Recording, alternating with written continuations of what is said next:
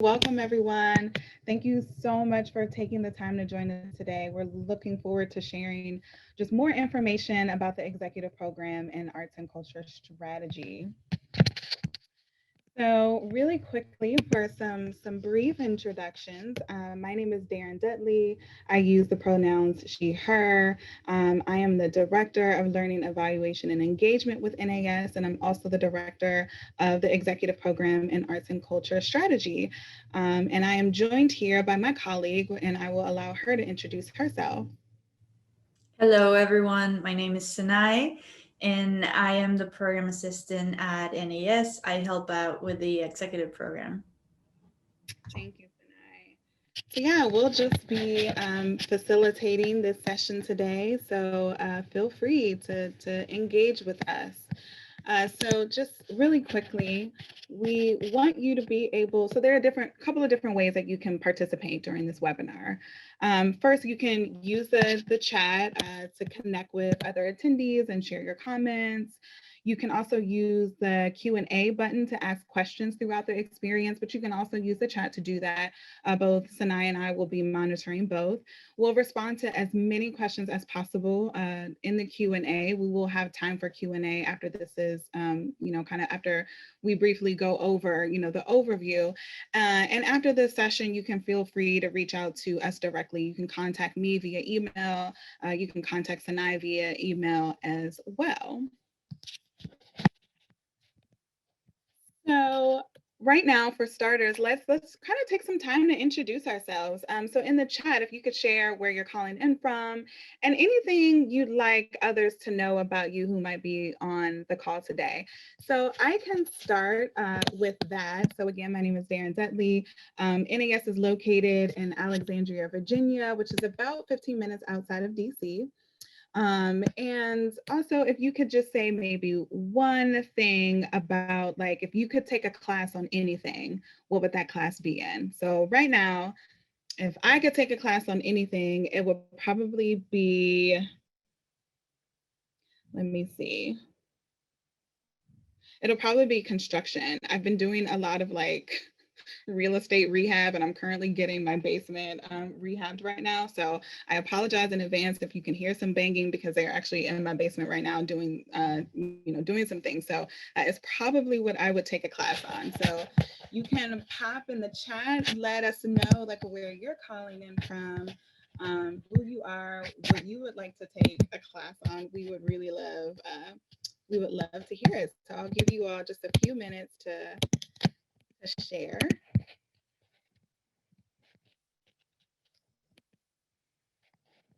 So Sanai, if you want to tell us if people are hopping in the chat, maybe where we're calling in from, what kind Sure. of classes we're taking.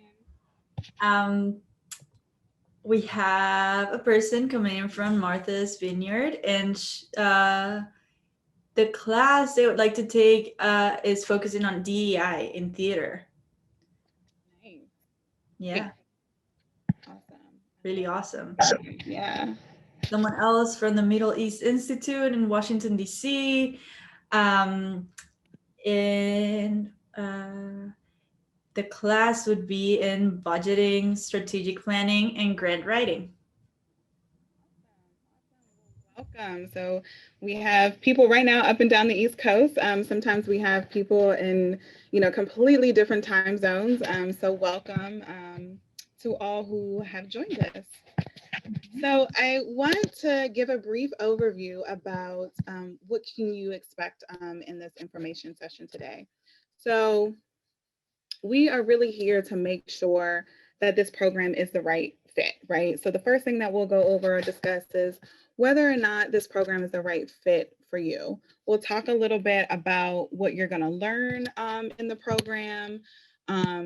People ask a lot of whether or not they're able to make connections and network in this program. The answer is absolutely yes. So we'll kind of go over how you might be able to do that. We'll go over some changes that we've made to the program due to COVID-19, but still talk about why this year is still a great year and a great time to participate. And then we'll just answer any questions that you might have about the program. So again, feel free to think of those questions. You can start to throw them in the Q&A or throw them in the chat as they come to mind. You don't necessarily have to wait until the Q&A portion. We'll definitely make sure that we try to get to as many questions, if not all of the questions that you might have. So the program design, let's start there. So we designed the executive program in arts and culture strategy in conjunction with the University of Pennsylvania, along with some other distinguished and recognized leaders in the field. And so we designed this program to be an accessible and affordable alternative to the standard Master's in Arts Administration. When this program was created, NAS's goal was really to fill a gap in the education space between undergraduate education and very high-priced graduate education, but while still keeping the rigor of graduate level education. We wanted to make sure that the quality of the program did not change. And so what we did was we created a hybrid structure to the program. And so a hybrid approach means that we combine both in-person and online learning. So your online learning is asynchronous and would allow you the flexibility to complete the work just whenever you have the time to do so. You know, there will be some times that we will ask you to join for live webinars and live learning sessions, but we will let you know what those dates are well in advance. And so, you know, as we mentioned before, this program was really built to be an alternative to the demands of traditional graduate school, but also to be, you know, more comprehensive in terms of kind of, you know, just the weekend seminar or the hour-long course that you might take online. And so what we've done is we've paired in-depth online curriculum with in-person convenings to create and foster personal connections and build unique networks, while also allowing for flexibility and mobility of learning the content. So our courses are developed and presented by NAS, along with the University of Pennsylvania faculty and some experienced practitioners in the field. So that is just a little bit of an overview of how the program is kind of structured, making sure that we have, you know, the depth of the content and the rigor, but also the flexibility for you to engage in the program as it works for your schedule. So what am I going to learn? The program is anchored by 4 required courses and 5 electives. And of the 5 electives, you're only required to complete 2 of them to complete the certification. However, all of them are accessible to you and you can take all of them if you want, but you're only required to take 2 electives to complete the certification. So the first course the first required course you'll take will be in strategy and positioning, which is an opportunity for you to discuss positioning statements and logic models. Then you'll take finance, which I'm not going to lie, it's probably by far the most difficult course, but you will learn a lot. And this is an opportunity for you to discuss general finance principles, but also principles that are related to directly to the arts and culture field as it relates to corporate social responsibility and things of that nature. And then you'll learn, you'll take a course on leading healthy teams. And this course just really gives you the tools to work more effectively with your team, whether you are managing others or leading a project. It really helps you to think about how do you manage up, down, and sideways. And then the last required course is fundraising, which highlights the 7 different funding areas, major gifts, and other forms of giving, especially as we think about non-traditional forms of fundraising and giving. And then for your electives, you have, again, 5 to choose from. You only have to take 2. One elective is Introduction to Social Media, which is a very basic primer in how to use social media to properly share the vision of your organization and market your organization. Then there's community and collaboration, which teaches frameworks to analyze your community assets and use them to build meaningful and mutually beneficial partnerships. Then there's impact management, which discusses how to measure the social impact your programs are having. And lastly, you have evaluation for nonprofits, which discusses how to evaluate the outcomes of your programs and the effectiveness of your processes. So nonprofit impact management and evaluation kind of, are a little bit similar, but are very detailed in terms of the process and the goals of why you are measuring whatever you're measuring. And then governance deals with the role and relationship a nonprofit has with its board. So that is what you will learn. And then there will also be, some in-person time. So there is one in-person convening, which will be scheduled for March 2022. And that is always held on the campus of the University of Pennsylvania, which is a really great experience. So we will have more concrete dates by the time the program starts, but just know that right now it's in 2022, and it's generally about a 3-day convening. And so during this time when you're in person, you'll have more opportunity to connect and meet your cohort in person, and really engage and learn more about the work that they're doing and how it might apply to the program. But you'll also be engaging in some very particular and fun and interesting sessions. And so again, the convening typically lasts or spans 3 days. It's a time for you to connect with your fellows, but you'll also participate in sessions on human-centered design, which is a really, really fun and engaging and artistic session. Also negotiation, which can get really spicy. I love that session. You'll do leadership and decision-making, as well as a session on how to lead across difference. And of course, we definitely give you some time to socialize and just explore the city of Philadelphia, which is an amazing, amazing city. So in addition to the in-person convening, we'll also have a virtual convening that will be held in August 2022. And that typically will span a day and a half. And the purpose of this convening will be to just really integrate all of your learning, using a case study, and really helping you to think about how to be confident to apply these tools in your current work and your work in the future. And this is when you'll also receive your certificate in arts and culture strategy, and we'll have a lovely virtual commencement ceremony for you. So you might be thinking to yourself, oh my goodness, this sounds like a really big time commitment. However, our courses are really designed for you to plug in at your convenience. We do have enough structure where courses are released during the time period so that you don't get overwhelmed because you have all this information that you just have to think about completing at one time. But there is enough flexibility that you can engage in those courses as you see fit. So assignments typically have, some hard and some soft deadlines so that you can complete the work over time throughout the course timeline. Typically, students say that they spend about 4 to 6 hours of coursework a week on the coursework. And so you can think of this really as applied learning. Some of that time is really spent engaging in the curriculum, while some of that other time is really spent thinking about how you can apply it in your work. So because this program really does allow you to integrate and apply what you're learning in real time throughout the program. So it helps you to really build your skills as a reflective practitioner, while using real life challenges to drive your learning. So are you a good fit for this program? Let us see.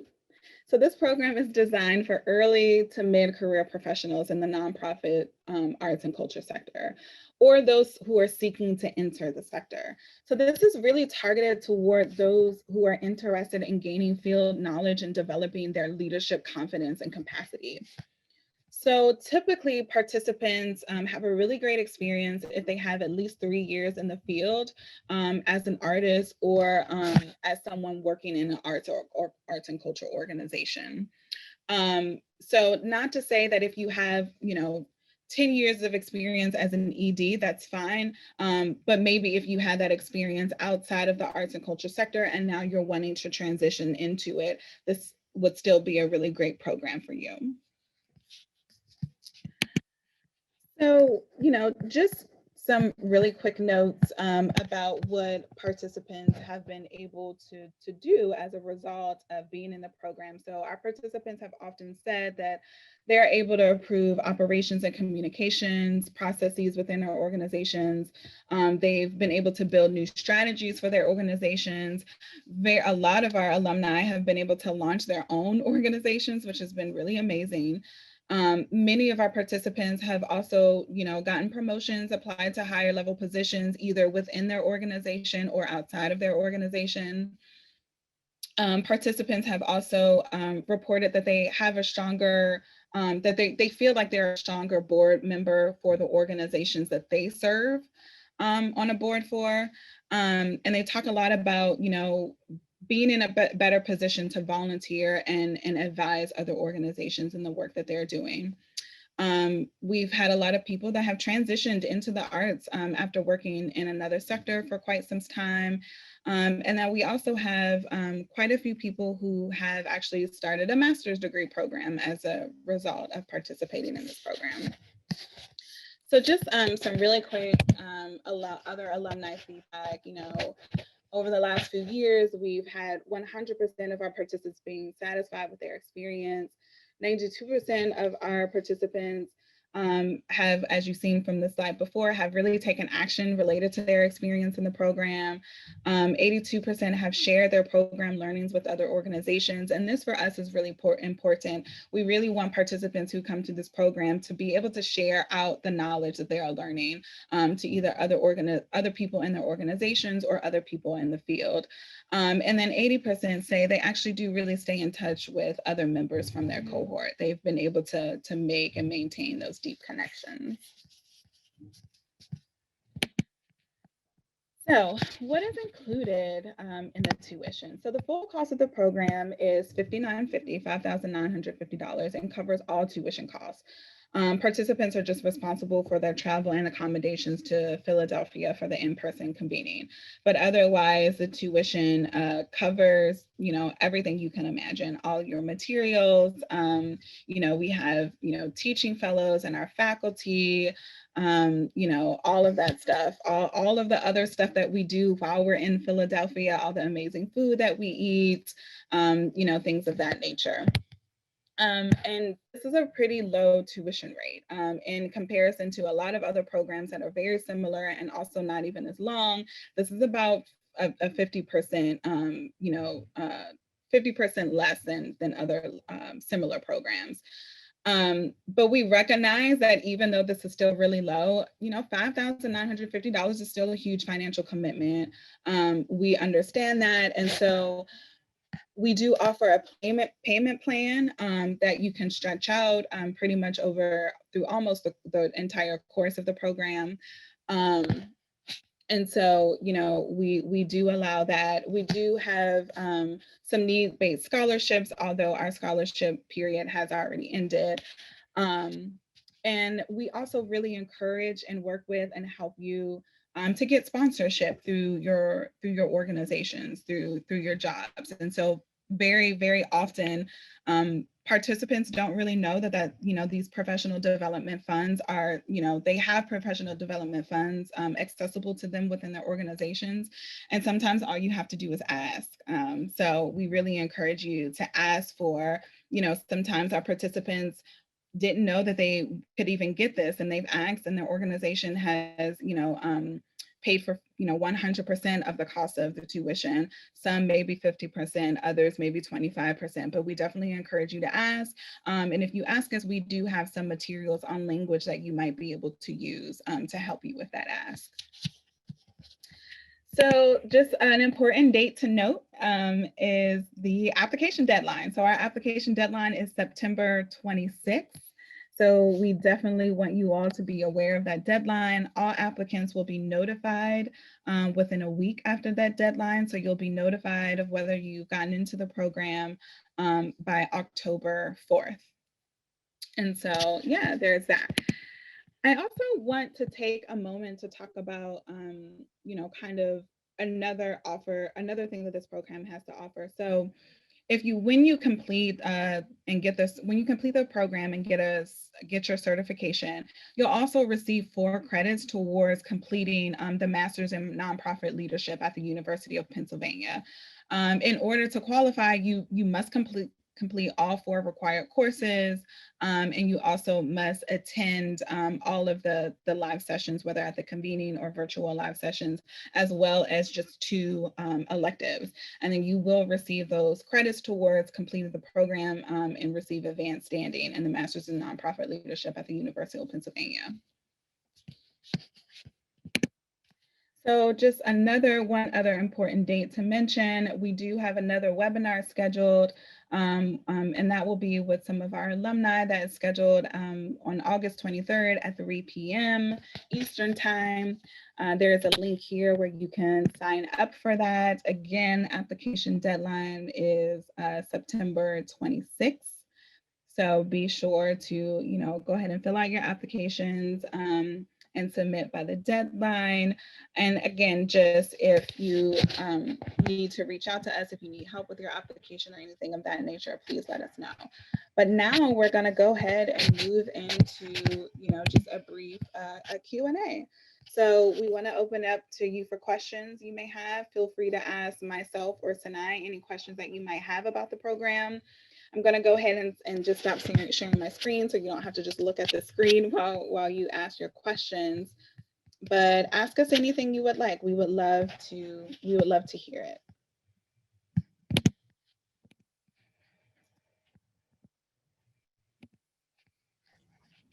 Yeah, so we have one question. Thanks for this presentation. I applied during the early decision period, and I noticed that the regular admission has been extended. Has the early decision timeline changed as well? The early decision timeline, well, again, it did actually change. We did extend it by a couple of days. So I want to say that the end date was originally supposed to be the 11th, and we extended it by a week to the 18th. And so we are reviewing those applications, and you will get a notification by the end of next week.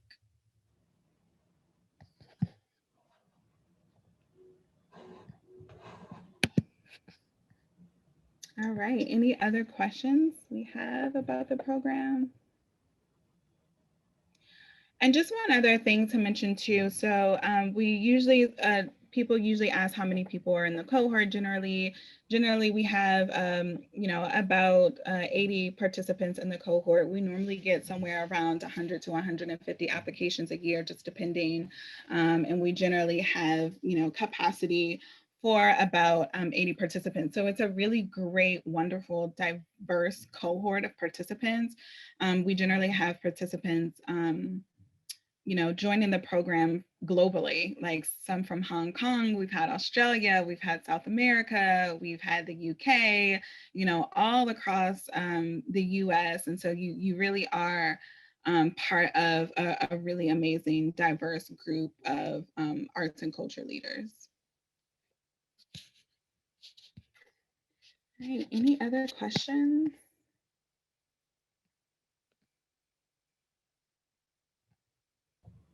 Yeah, we have a question in the chat. What degree levels are the participants generally from? Yes, so they range anywhere from only having an undergrad degree, and some come from, advanced degrees, master's level degrees, but in some other fields. So it varies widely, which is why sometimes it's just a wonderful part of the experience. Just being able to sit in space with others that may have, come from slightly different backgrounds, and then they're adding that into, their interests and their experience in the arts and culture field. So it's a really great question. However, we don't have any, requirements around, what any prerequisites are. Great. Yes, great. And so I do see,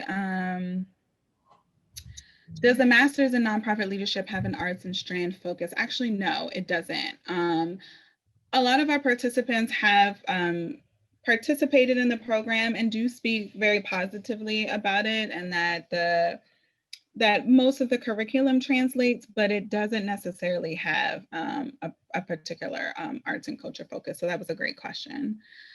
Can you speak on the faculty and their backgrounds? Oh yeah, so faculty have a range of backgrounds. So some of our faculty are academics, quite a few of them are faculty at the University of Pennsylvania. I think we've had some faculty also from Michigan, and we have a lot of faculty who we call faculty that are not necessarily associated with an academic institution, but just have vast knowledge in the field. Like they've been in the field for 20 to 30 years as an executive director and have very extensive applied experience that they have served as faculty.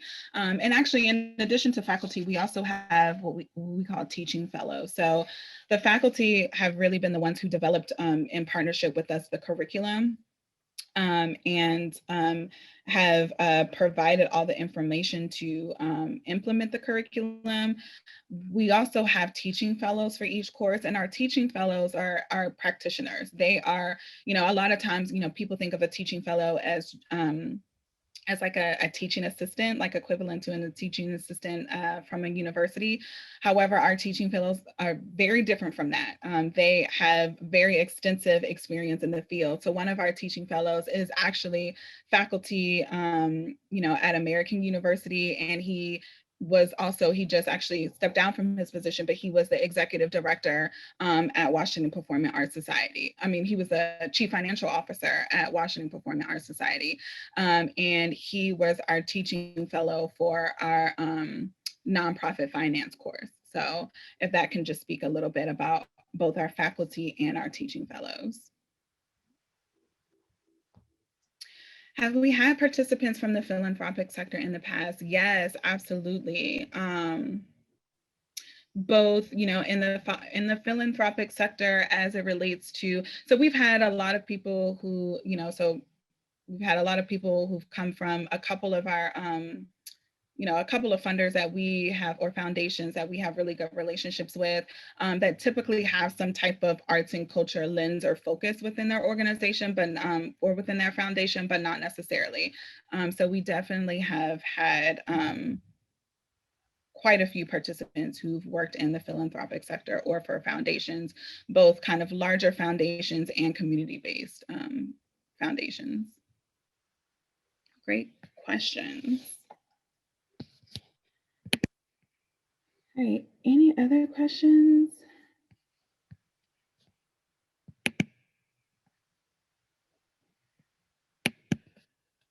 These have been really great questions, actually. And thank you, Sinai. Yes, you can, if you have any other questions that come up that you just did not think about while you were, in the webinar, please feel free to reach out to any one of us. We also have our program manager, who is Alexis Cooper, who was not able to be on the webinar today, but she's our program manager, and she's actually an alumni of the program. So she would also be a really great person to reach out to and ask about her personal experience in the program.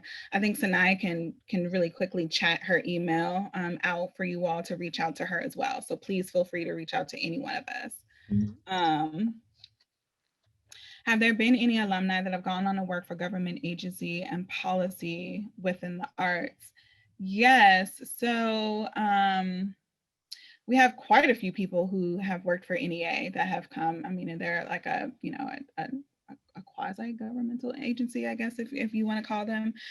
So we've had many participants who have come through the program that have worked at NEA.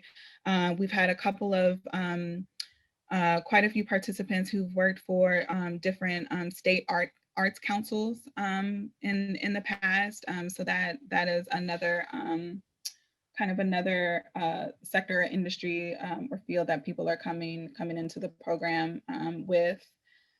So hopefully that answers your question, but the answer is that, yeah, definitely yes.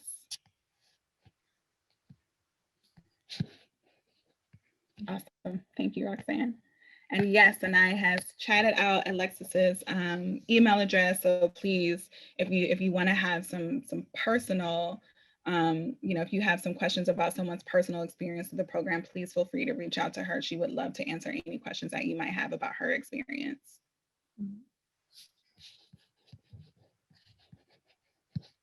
All right, any other questions you have for us?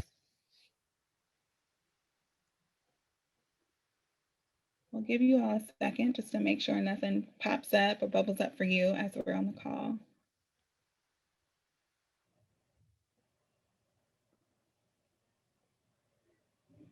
Sanai, anything you think I might have missed? Anything that you feel like people have asked in the past and, would just be good to know if people haven't thought about it yet?